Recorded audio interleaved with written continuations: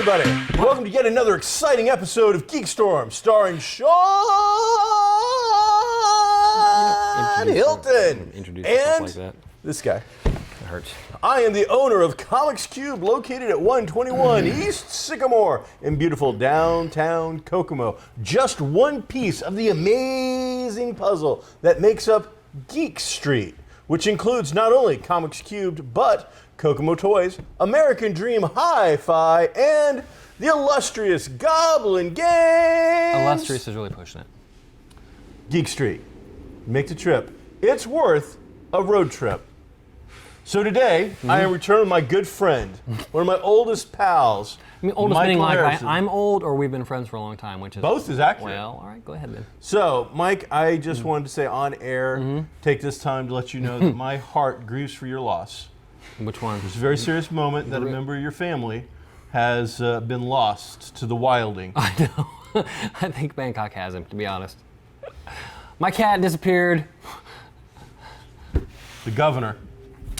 I have this cat called the Governor. He's got one eye. Well, he's got two eyes, but one of them is blind, so it's messed up and all milky and whatnot. And I took him in as a little kitten off the street because he was all messed up and emaciated. And Living on like a construction site. yeah, Hard life. hard life. Hard life. He's pretty small, so he's probably the runt, and he nursed him back to health, and he was even skittish around me for months, and then when other people come in, he's skittish, and he was really coming out of his shell, and I'd come home from work, and he'd lay on the floor and let me rub his belly, and he always wanted certain things, and he always had a great life. Had a great good life. relationship. He had a great life. He went from dining on the streets to eating with kings and queens. Oh boy. I give him the hard food, okay, for all day long, but then I give him half a can of soft food every single day. Every night. Every single day. It's not pork and beans Right. for him. Hard life. The front door was open by that much, and he took off, and I haven't seen him. I thought you did see him. Like, Oh, no, I heard I'm sorry. He came back at like 4 in the morning or something. 4 in the morning that just night. to give you double kitty fingers. After I spent the entire day riding on my bike and walking up and down alleys and streets in our neighborhood, okay, and got the cops called on me because I'm suspicious looking, apparently. While searching for your cat. Right. About 4 o'clock in the morning, though, I'm asleep, and I hear outside cats doing cat things outside, and I go out there, and there's the Governor and some other cat, but as soon as he and they see me, they both take off. Dad's home. So I haven't seen him since. It's been about a week. I think he's gone, but we'll see.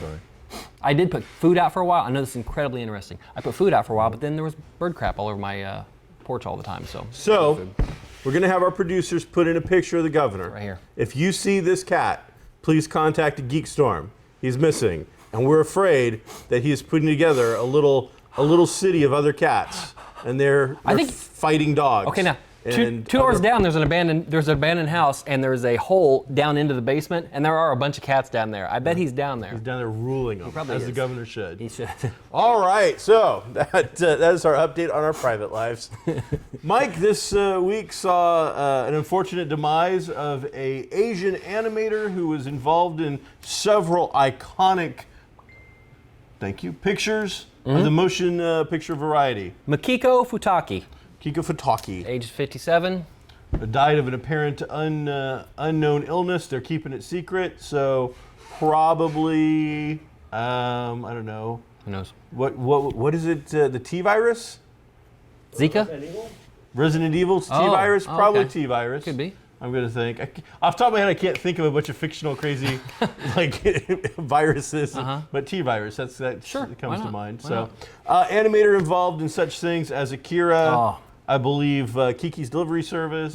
I think is it Mad's Howling Mad Castle. Quite a few things. Unfortunately, we're not really good at that sort of thing unless. Too bad.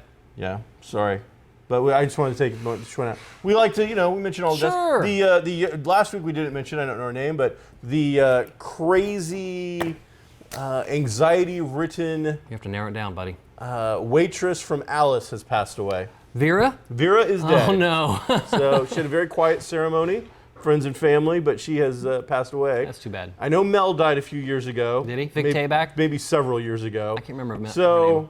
I'm going to assume the other two are probably, the other three are probably alive because I think they replaced Flo after a while. So it was Alice, Flo, Vera. So those I believe are the tragic passings away That's that too bad. we need to have a moment of silence for in an episode, not this one. So, Mike, I've got a lot of stuff to talk about, but what do you got? Let's hit something on your list. So, you've been gone a week. A couple of the smaller things. Your bereavement period's over. A couple of smaller things. Let's get to them. We hear a lot of rumors about casting for various things, Yeah. but whenever a legitimate source come out and says such and such is in talks, I kind of lend some credence to that. Okay. To me, in talks means they're talking to the studio and they're just seeing if they can figure it out or if this is right for them. What exciting thing you have? Well, not exciting.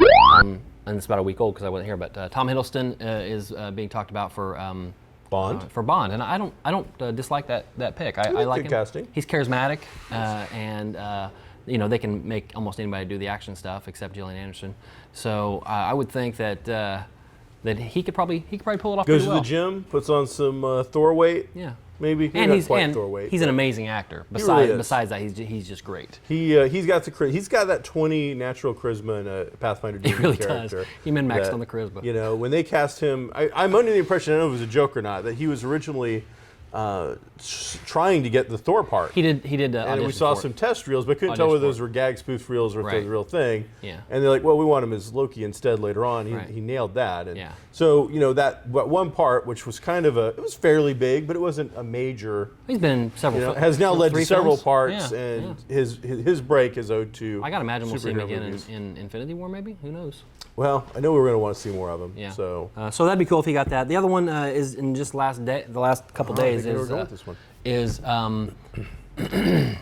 Brie Larson. Brie Larson for Captain Marvel. I don't hate that pick because again she's a really good actress. She's an Academy Award-winning actress. I don't know physically, does she have the presence for something like that? And that gets into the same thing with Gal Gadot and Wonder Woman. It's called acting. I know. So we'll see. I would like to see her. I would like to see the chick from the young fine actress actor from. I'd like to see Catherine Winnick from Vikings. I think she's my first pick. She's a great actress, and she's an imposing figure. Because you don't get that combination too much, that seems like a home run to me. But Brie Larson's a Academy Award winning for The Room. Winning. So she's got chops, and she's been around. Yes, she's very young. Yeah. But she's been acting since she was like 6 years old. Right. She's already paid a lot of her dues, and she's already done something where she's escaped the child roles that she did, because she did like Nickelodeon movies, or Disney movies. Yeah. She did those kiddified movies, and now has gone on to become like the real deal.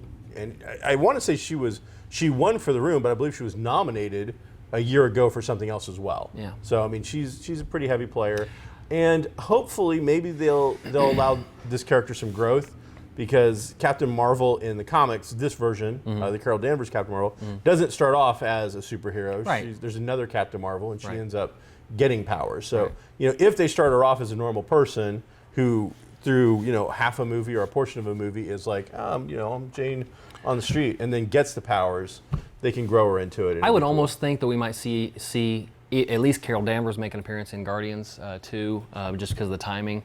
But I can't think of a single instance in which I'm really disappointed in Marvel's casting. I think they've really hit it out of the park almost every time, whether they're being a star maker itself, or whether they're taking somebody like RDJ and bringing it back to the forefront and really giving him a chance. And I don't want to insult your fine actor that you've talked about before, Ronda Rousey. But I'm glad that we're not going with that casting. Yeah, I am too. Okay, I am too. I saw a lot of names, Yeah. but Mike, you know what? It's funny that you mentioned it, because I didn't. You did, but go ahead.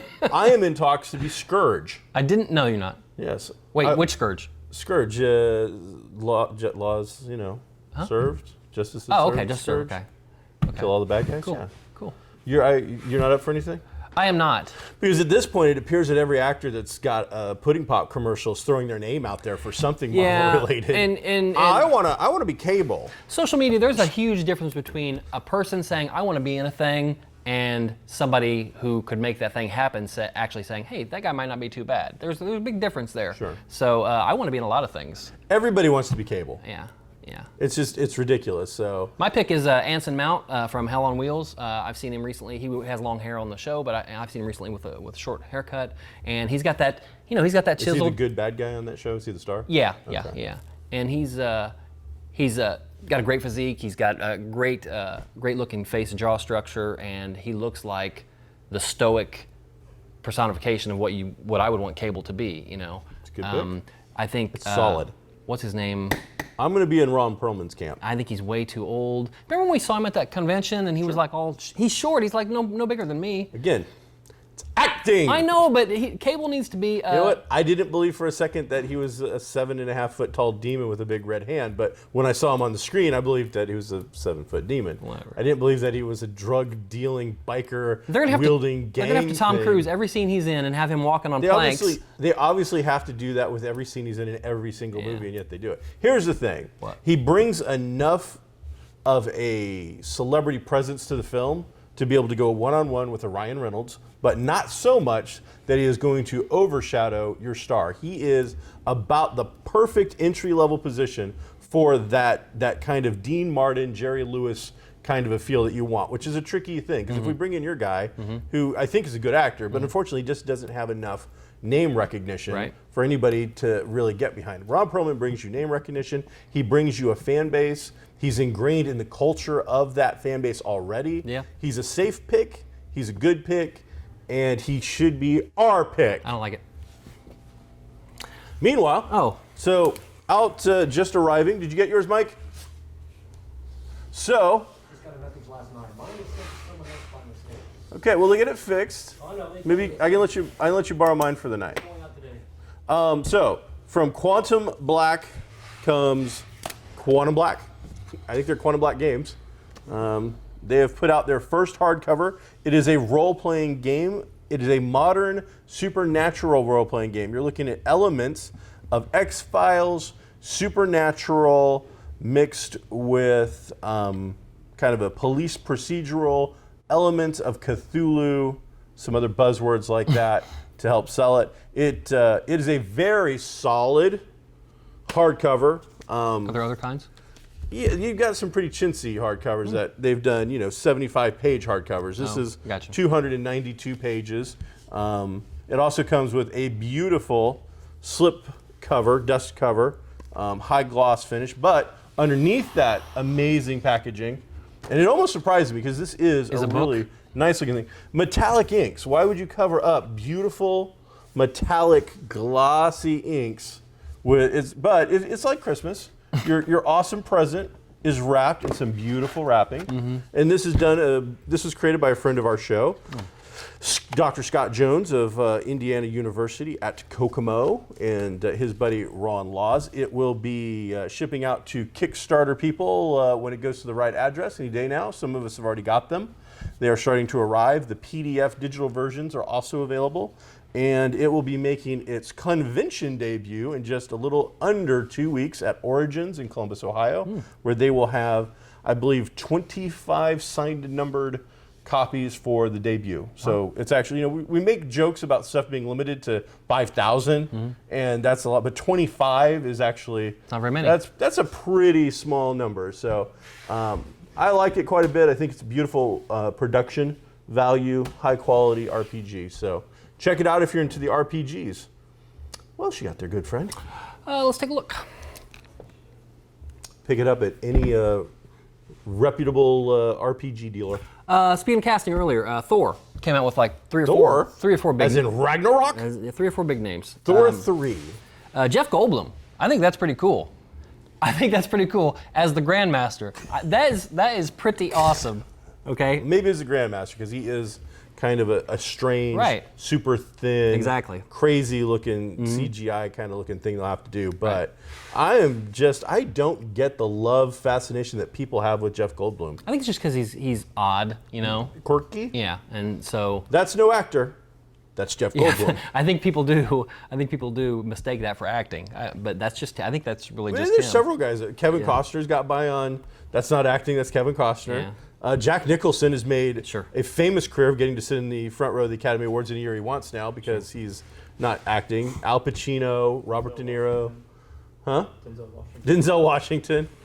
My man. Cate Blanchett is finally confirmed by the studio as being Hela, which will be cool.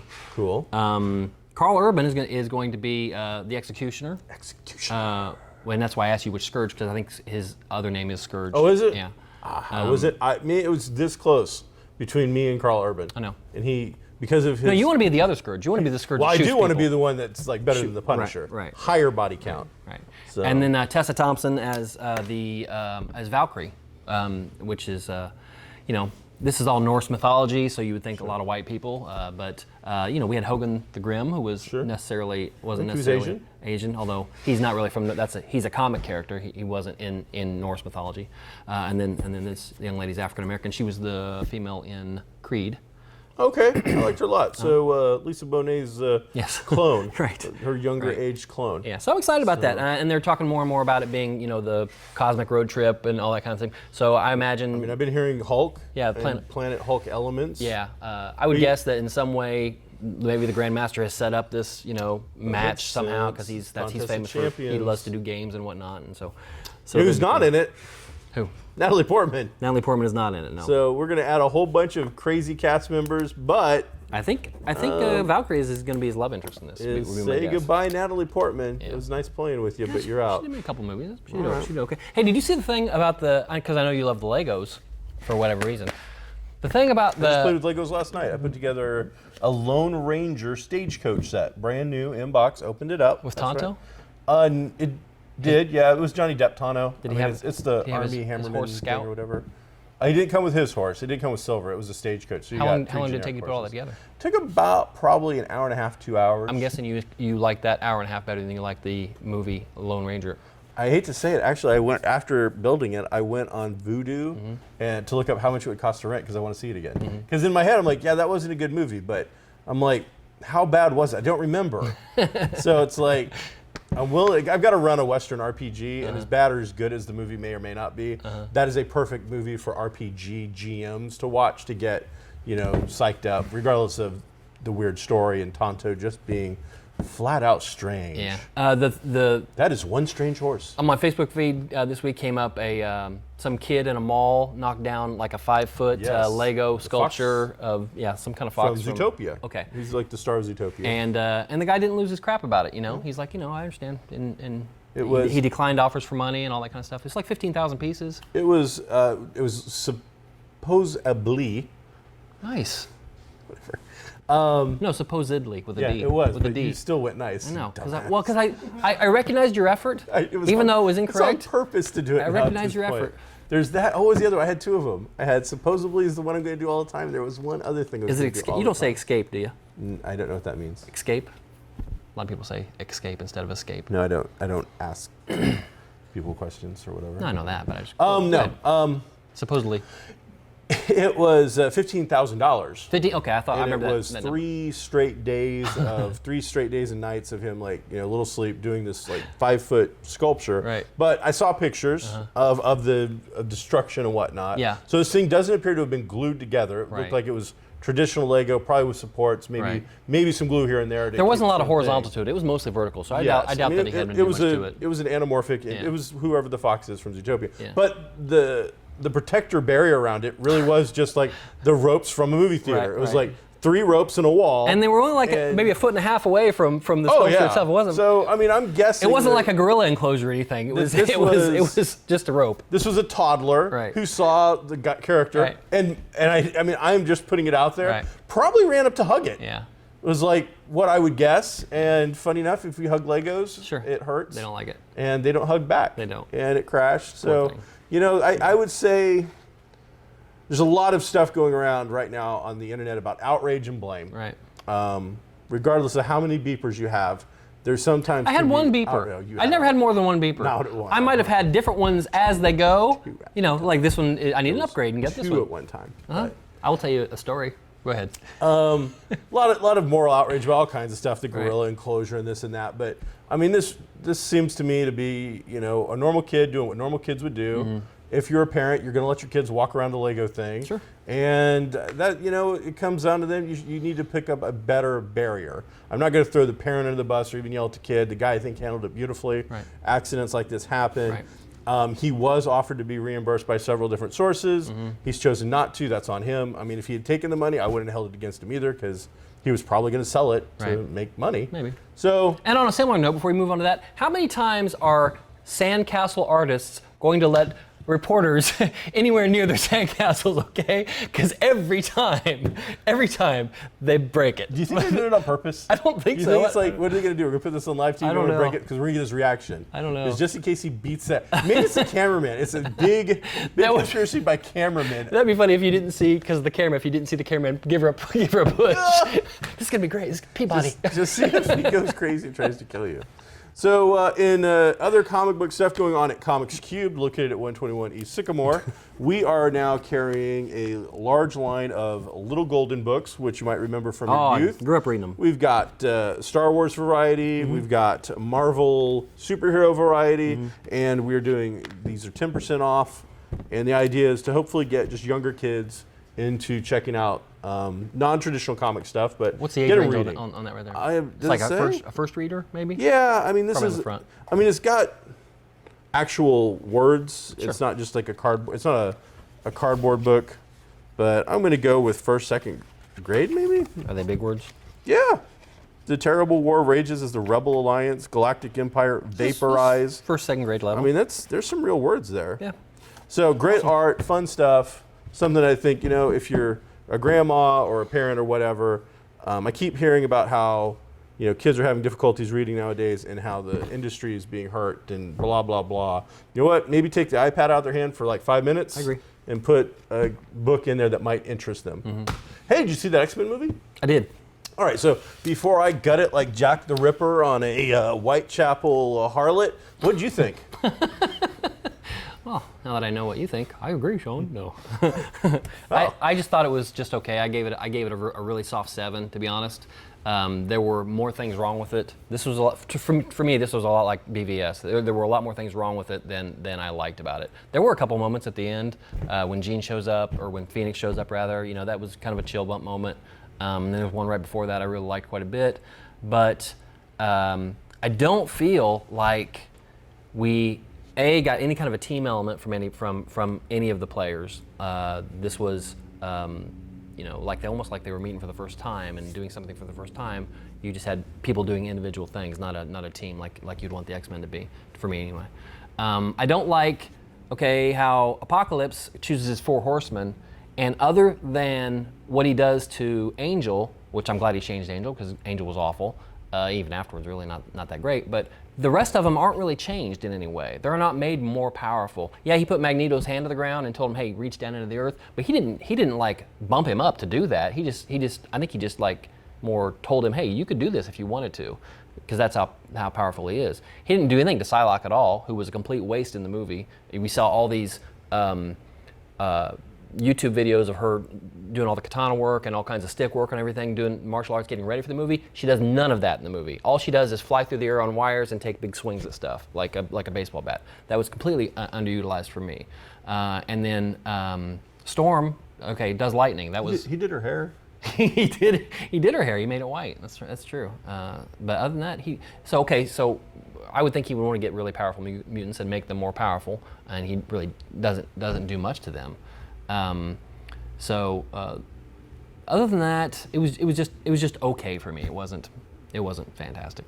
Well, I saw it. I took my mother and my wife to see it because it's like a family thing for us. My mom, she loves these kind of films. So she was excited and she enjoyed it. And I walked out going, and I'd heard some pretty negative reviews.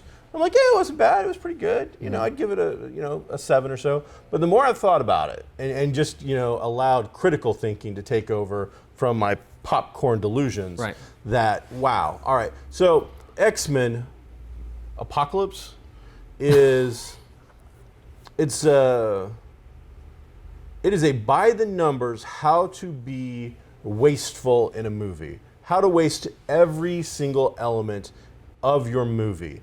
So let's get started. All those pictures that you saw of Apocalypse not looking very cool, looking like kind of a B villain from the Mighty Morphin Power Rangers. And then later on, we saw better photos, which they had the plants say looked better, and then the cool kids followed those plants. The costume still looks god-awful horrible. It doesn't look good at all. He looks like Grimace got stuffed into a Power Rangers bad guy outfit and then mumbled a bunch of lines. He's got amazing powers that work right up until the point where they just don't work anymore. It's just nonsensical. You take the time to introduce a fourth-rate X-Men character by the name of Jubilation Lee from the 90s. You then put her on the screen and you make her look perfect. She is probably the best looking character that I have seen them take off of a page, who looked ridiculous on the page. Put her in the real world, and her costume actually worked in the sense that it's the late 80s, or it's actually not even the late 80s, it's the early 80s. So she kind of had a look between the 80s and the 90s kind of a look.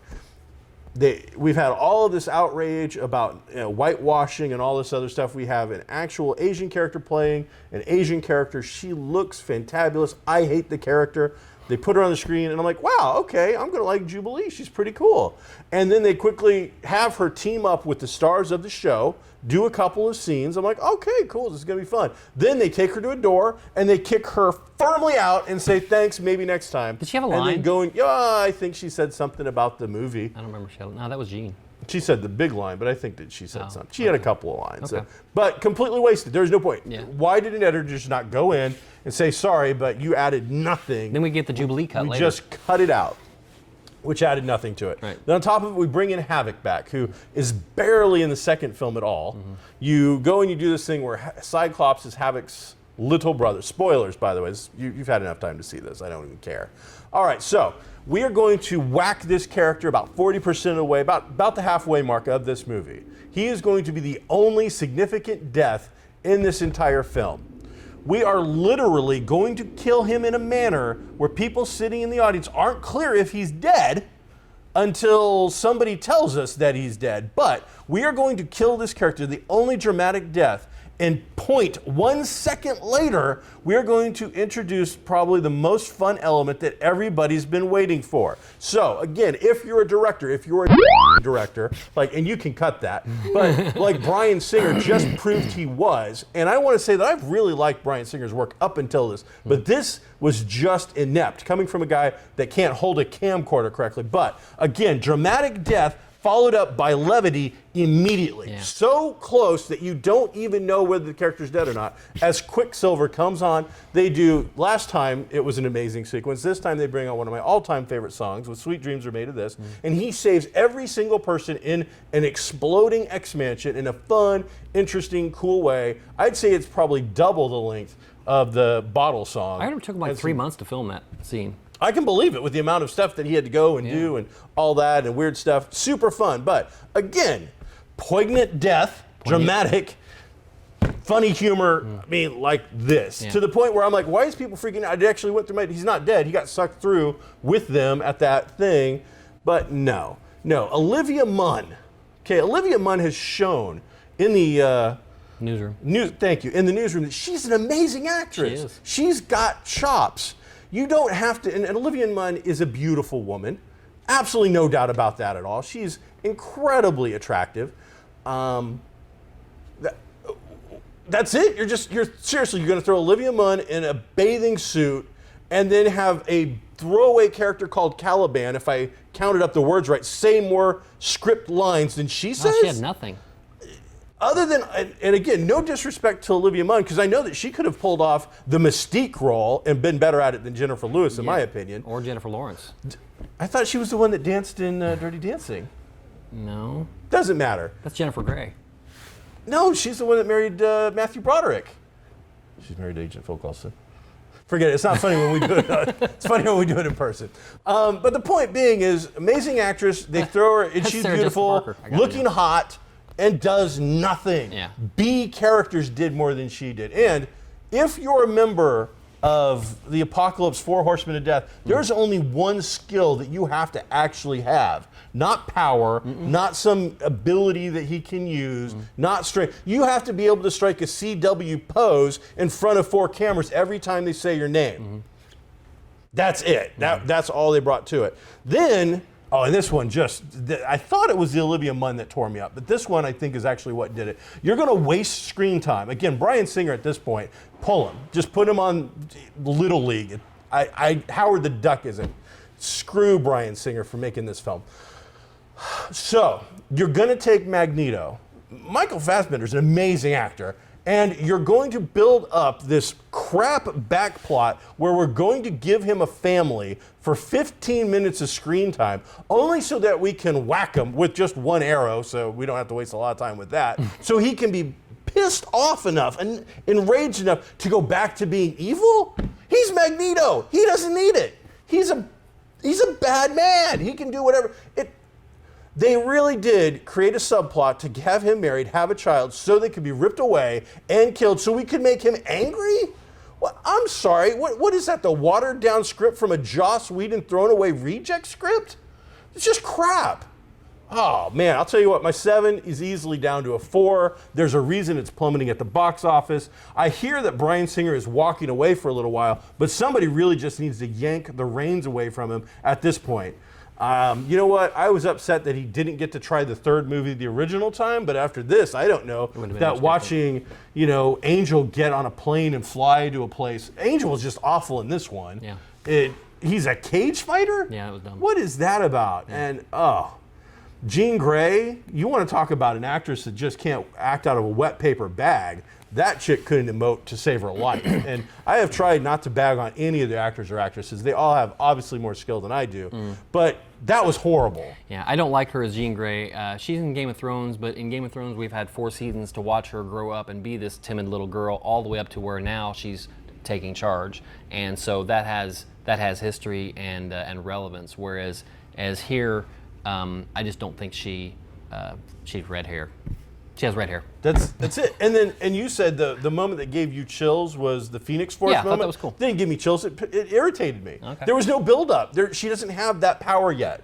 Quit watching Marvel movies where they're doing it right and then come back to Sony and screw it up. Guess what? Her getting the Phoenix power is a major story arc that we don't just shove into the middle of the Apocalypse storyline, which is also ripping off the Shadow King storyline, because again, you shove 2 characters together to form into one. Straight up, the Storm sequence taking her off the streets and the fight with Xavier and the Big Trouble in Little China astral projection scene is the Shadow King.